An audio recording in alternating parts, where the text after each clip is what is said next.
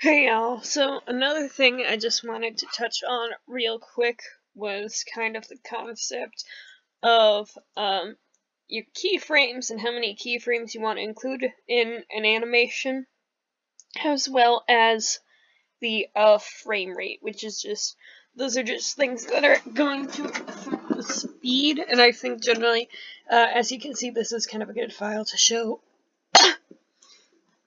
what the frame rate is like. As you can see in the beginning part that we can show where it's kind of slower, where he's just walking. Most things are in 2s. You see all of those things here, 2 keyframes. When the keyframes are closer together in this chunk, that's when he's going a little faster.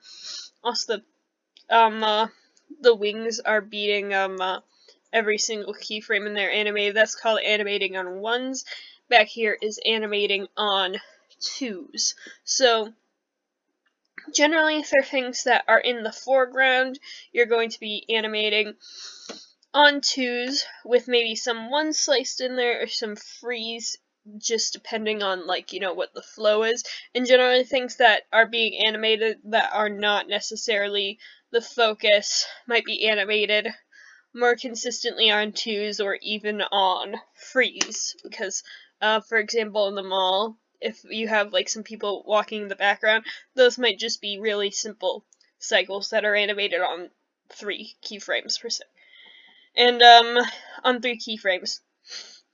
We also have this, which is the frame rate. Here for this mantis, I have it set at 18 frames per second. A normal frame rate is 24 frames per second, but you can also make things work with 12. And basically, the lower the frame rate, the slower it's going to be, and the faster the frame rate, the faster it's going to be. So as you can see, I have it on 12 here. It's animated on 2s. We can just watch through that and see kind of, what the speed is like in this animation, how fast things move, and then can bring it back, pause it, and let's put up to 24 and kind of see how that works. So the difference is subtle, but